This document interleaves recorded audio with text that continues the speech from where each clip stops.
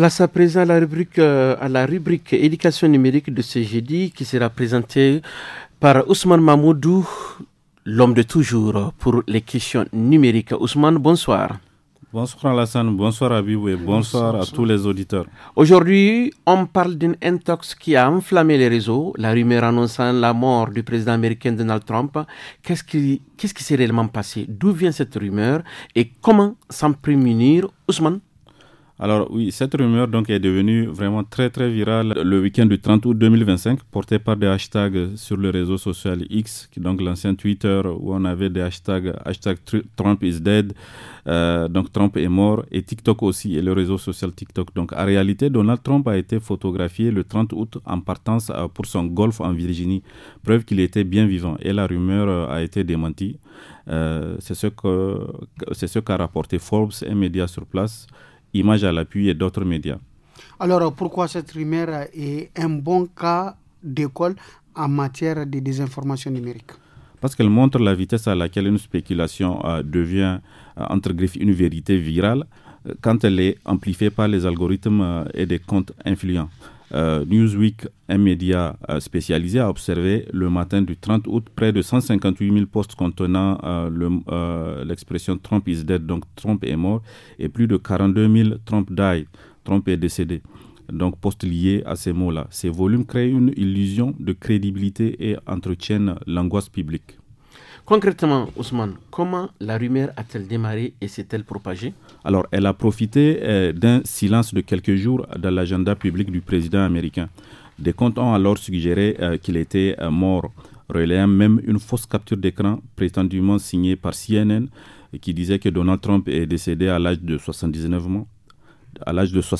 ans, que des médias ont vérifié et démenti. Alors, parce que Donald Trump, après, c'est quelqu'un qui est vraiment très actif sur les réseaux sociaux. C'est pour ça que ce silence a interpellé un peu les gens à gauche, à droite. Et parallèlement, le président a répondu sur Truth Social, qui est son propre média, son propre réseau social, dans lequel il a dit je ne me suis jamais senti aussi bien. Enfin, il a été interrogé à la Maison-Blanche et il a qualifié ces rumeurs de fake news lui-même devant des caméras. Une séquence qui d'ailleurs a été reprise par plusieurs journaux, plusieurs médias nationaux et internationaux. Donc Ousmane, pas de décès, mais une mécanique des rumeurs bien huilée. Oui, exactement. Et elle s'appuie aussi sur des rumeurs annexes de santé.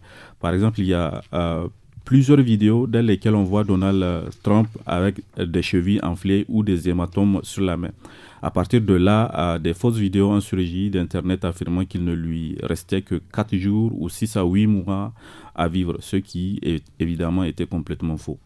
Quelles sont les problématiques posées par ce sujet? Alors, ce type de rumeur soulève un véritable enjeu démocratique car il brouille l'accès à une information fiable et fragile et il fragilise la confiance du public. Citoyens, médias et institutions se retrouvent à courir après une fausse information déjà virale.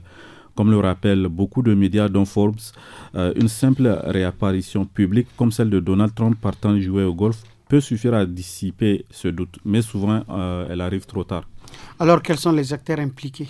Alors, plusieurs acteurs sont impliqués dans ce phénomène. Les plateformes, d'abord comme X, le réseau social Twitter donc, ou TikTok, les comptes qui ont des audiences qui propagent les rumeurs, ce qui fait que cette désinformation touche les Nigériens aussi, puisque Internet n'a pas de frontières. Par exemple, moi, j'ai été interpellé par des amis pour savoir, qui demandaient si cette information était vraie ou fausse. Justement, que dit la loi nigérienne par rapport à ce type d'information? Alors au Niger, c'est la loi numéro 2019-33 qui réprime la cybercriminalité. Elle a été modifiée en juin 2024 en réintroduisant des peines d'emprisonnement pour certaines infractions commises par voie électronique. Par exemple, la diffusion de données de nature à troubler l'ordre public. Partager donc au Niger sciemment une fausse information anxiogène peut donc exposer à des poursuites judiciaires. Alors, quel impact pour les internautes et que peut-on attendre à l'avenir? L'impact immédiat de ce type de rumeurs se traduit par une confusion généralisée, de l'anxiété chez les internautes et une perte de temps considérable à tenter de démêler le vrai du faux.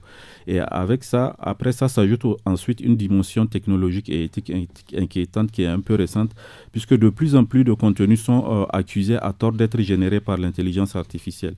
Ce que des experts appellent le liar dividend, donc le dividende du menteur.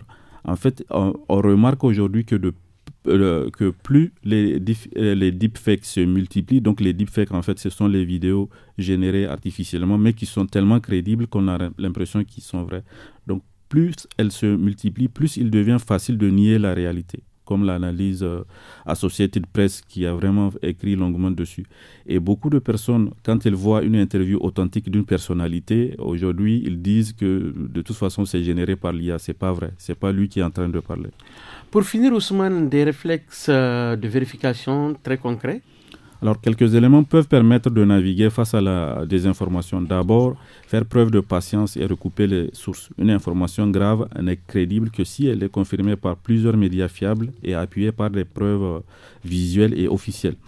Ensuite, il faut se méfier des captures d'écran trop parfaites et des messages anonymes. Enfin, il faut connaître les outils de vérification ou les sites d'information spécialisés dans la vérification d'informations comme Dubawa ici en Afrique, Faso Check au Burkina, AP News, etc. Alors, j'espère que c'est tout pour aujourd'hui. Merci Ousmane. C'était l'éducation numérique sur Studio Kalangu à jeudi prochain. Et d'ici là, Alassane, vérifiez avant de partager. Ah, je suis d'accord avec toi. Oui. La loi est là.